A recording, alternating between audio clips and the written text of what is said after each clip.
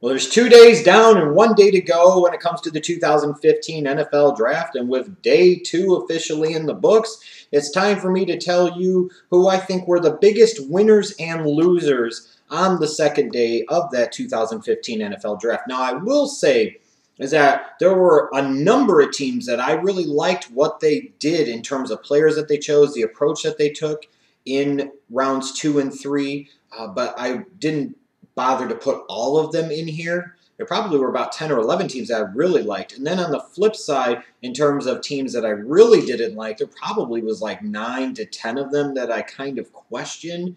And then there were some other losers as well. But what I did was I broke it down between winners and losers. 6 of the biggest winners on day number 2, 6 of the biggest losers on day number 2, and in no real particular order. I'll start off with the winners. I look at the Jacksonville Jaguars. They got Dante Fowler. They got their Leo backer with that 3rd overall pick on the first day. So coming into day 2, I was assuming that they were probably going to try and address the offensive side of the ball. Ultimately, your franchise is going to sink or swim based off of the success or failures of Blake Bortles, your 3rd overall pick from the 2014 NFL Draft. And the Jaguars set about doing just that. They got TJ Yeldon from Alabama in round number 2. Some people were surprised that he went this high.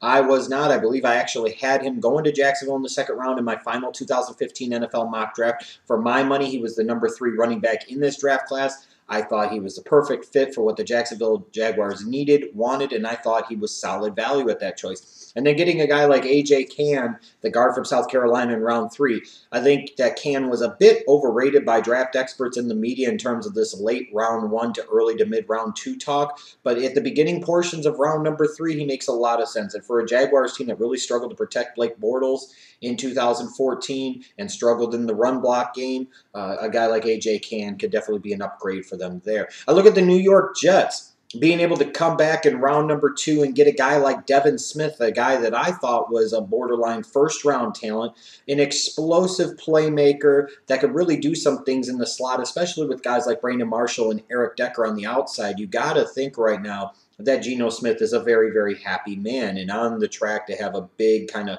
bounce-back, most improved type of season in 2015. And then in round 3, I really liked their choice of Lorenzo Mauldin from Louisville. I thought this was a prospect that was kind of underrated. Furthermore, we talk about not only did they take him, but they were able to pick up additional 5th and 7th round pick by trading down in round 3 and still being able to fill a big need like edge rusher with a good value player. That was a really, really good job by Maccagnan and that Jets front office in how they ran day number 2 of the draft.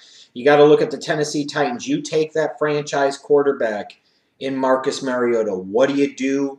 You begin to make him the identity of your franchise. And how do you do that?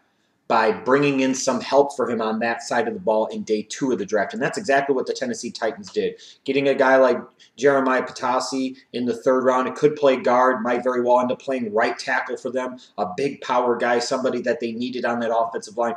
But I really like what they did in the 2nd round. They could have very easily just taken Dorial Green-Beckham with the 33rd overall pick. Instead, they were able to peel back a few picks to pick 40 and still get their guy. Now, he's obviously a huge risk pick, but the rewards are potentially outstanding. They are through the roof. And being able to get a guy like that you obviously were targeting, and being able to trade back and accumulate additional draft pick currency that you wanted to accumulate and still be able to get your guy means that the Tennessee Titans and GM Rustin Webster are handling this draft much better than they maybe have previous drafts. I look at the Houston Texans, and while they paid a big price in terms of day 3 picks for what they did in day number 2, it's really hard to fault them. Now, personally, I like Eric Kendricks as an inside linebacker a lot more than I do Benardrick McKinney. However, based off of what that Texans defense wants to do with their inside linebackers in Romeo Crennel's scheme, Benardrick McKinney makes more sense. And I applaud the Texans for going up and getting this guy. And then to follow that up in round 3, going and making the move up on the board to get a guy who I was surprised just how far he fell in Jalen Strong. I understand he had the risk concerns. I understand some teams might have been upset because he blew off the combine recheck. But this is a guy that had first-round talent coming into the draft process. And for the Texans to be able to trade up and get him in the 70s in this year's NFL draft was a tremendous steal. I think he could have a rookie year similar to what Keenan Allen had for the San Diego Chargers in 2013. So these teams are really good. But the two big winners for me on day 2 of the draft have to be the Baltimore Ravens and the New York Giants. I love what the Giants did. You got Landon Collins dropping to round number 2. You need a safety really bad. It's not going to cost you that much to move up from 40 to 33. You go get the fucking guy. And that's exactly what Jerry Reese did. He went up and he got that guy. And now you've got a guy that will make some impact immediately as an in-the-box safety. And then being able to get Oya Digazua in round 3 out of UCLA. He reminds me, frankly, of maybe a Justin Tuck. I remember when they took Tuck in the 3rd round about a decade ago. I'm stunned that Odigizua lasted until round number 3. And this is just another example of the New York Giants being able to get a steal of a defensive lineman past the 1st round of the draft. Odigizua in round 3, what a coup for the New York Giants. Didn't even have to trade up to get him. He just fell into their laps. And then the Baltimore Ravens. You get to the point where you're looking, and all of a sudden, you still got the top tight end on the board, Max Williams, a guy who many thought maybe was a late 1st to early 2nd round pick. He's there at the tail end portion of round number 2. The Ravens didn't fuck around. They were at 58. They were unsure what was going to happen maybe at 56 with the Steelers. They went up. They moved up 3 slots to go get that guy. It didn't cost them much of anything in terms of draft pick currency. So they got a big-time weapon potentially at the tight end position that they really need for Joe Flacco in that Ravens offense. And then they turn around in round 3 and get a huge upside type of gamble pick in a guy like Carl Davis, a guy that could maybe come in initially and fill a role, but a guy, again, that has immense potential. And if the Ravens can get him to tap into that potential, you're looking at a guy that ends up playing like a 1st rounder. The Ravens did magnificently on the 2nd day of this draft, in my opinion, as did the Giants and as did some of those other teams. Now we'll get to the biggest losers from day number 2. And these are the biggest of the losers in my mind. And again, not necessarily in any particular order. I got to look at the San Francisco 49ers. I understand that your defense was old and that you had to rebuild your defense, and you started that process by getting Eric Armstead in round number 1. But I don't really understand trading up and reaching for Jaquiski Tartt in round number 2. I thought he was a 3rd-round talent. They took him in the middle of round number 2, and they had to trade up on top of that in order to get him. I just thought maybe there were better players that they could have been trading up for. Or they could have just stayed put and even taken him. I don't understand why they felt the need to have to move up to go get a guy like Tartt. And while I like the value of maybe an Eli Harold in round number 3, it's just one of those things that I don't quite understand why the 49ers are focused solely on the defensive side of the ball. When you look at the offensive side of the ball, that was a big reason for their failings and shortcomings in 2014. And this is a critical season for Colin Kaepernick in terms of his career and his development, and you're giving them absolutely no help on that side of the ball in the draft when you still have needs at wide receiver, tight end, maybe a change of pace running back for Carlos Hyde, offensive line, especially the interior of that line. I think it's a pretty big miss from a philosophical standpoint, from the San Francisco 49ers. I look at the Denver Broncos and getting Ty Sambrailo in the 2nd round from Colorado State. I thought maybe we would have been there at the end of the 3rd, frankly. And Jeff Heuerman, the tight end from Ohio State. You're pretty much taking him as a blocking tight end. And I understand that's what Gary Kubiak likes out of his system, but I don't know that you needed to necessarily take him here at the end of round number 3. Maybe they'll utilize him just a little bit more in the passing game. But again, a team with bigger needs and, frankly, better values available in both rounds based off of where they picked. I look at the New England Patriots, and as much as I love their selection of Malcolm Brown with that 32nd overall pick, I look at day 2 and I'm left scratching my head.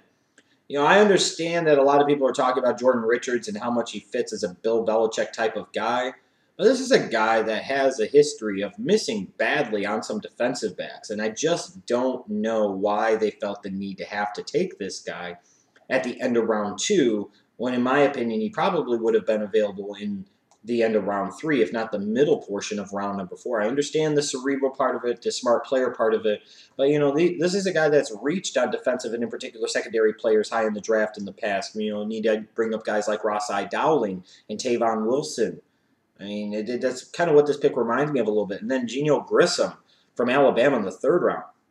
This guy was maybe a 6th-round talent at best, and you're taking him in the 3rd. I understand they might get some points from peeling back out of the end of round 3 with the Browns and sitting there and getting a few day 3 draft picks. But, you know, in terms of the 2 players they took here, I thought that they reached badly on both of them, in my opinion. I look at the Pittsburgh Steelers. They finally addressed the secondary in round number 2, but they took a corner that's not even 5'9". You know, I understand they might like Golson, and he might be a very good nickel dime corner, slot corner in the NFL. He might be a guy that could develop into a number 2 corner. But again, I thought there were better corners and better defensive backs on the board. And, you know, this is where you're finally going to address your secondary. And then furthermore, on top of that, to me, philosophically, the Steelers had 5 options with their first 5 picks. That was 4 secondary players and then edge rusher. They got the edge rusher in round number 1, which I guess shouldn't be that surprising because that's the Steelers for you. But then they take Golson in 2, and then they come back and take Sammy Coates in round number 3. I understand you might have viewed him as a mid to late round 2 type of talent. And I understand that you might have some concerns long-term about Antonio Brown and his contract demands. But you know, you've got Brown for the time being. You've got Martavis Bryant for the time being. You look at Sammy Coates. Was he a bit of a luxury pick? Did you really need to make that luxury pick? Because at the end of the day, even if Coates pans out and you have a really awesome 1-2-3 combination at wide receiver, it's not going to damn matter if you can't stop anybody in the passing game. And the Steelers can't stop anybody in the passing game because their secondary is terrible.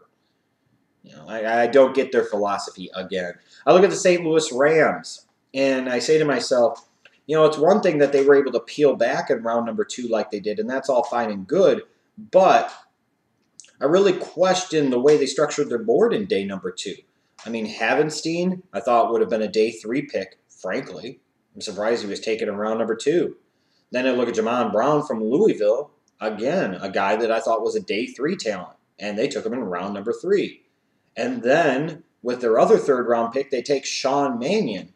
You know, yes, Garrett Grayson was already off the board, and maybe they think Sean Mannion is a better fit, and maybe Sean Mannion's gotten a little too much crap for his lackluster season in 2014. I might agree with that.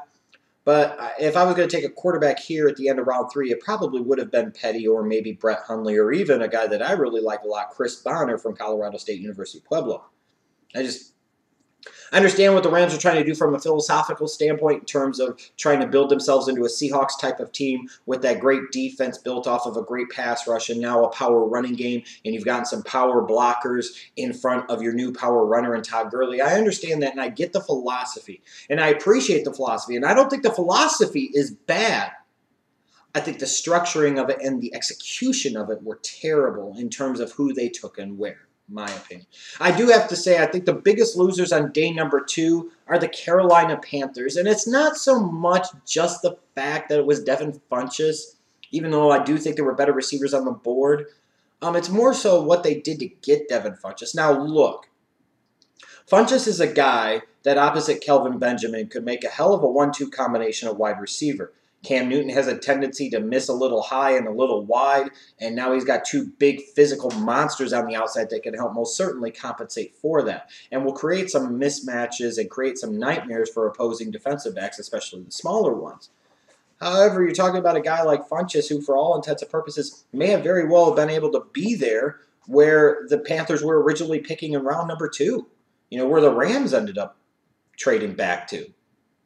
You know, I don't like what the Rams did as part of this deal, and I really don't get the Carolina Panthers, why they felt the need to give up so many picks to move up and go get a guy like Funchess, where, again, I thought there were better wide receivers on the board.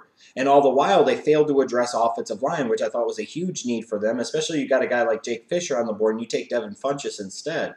You know, it's great that you've got these weapons for Cam Newton on the outside, but what good does it matter if you can't fucking block for him? And then you sacrifice a 3rd-round pick that could have very well been invested in a running back, which was a big need position for you if you're talking about protecting Cam Newton. I mean, obviously, Funchess' drafting points to Cam Newton's getting a new deal, big deal, sooner rather than later.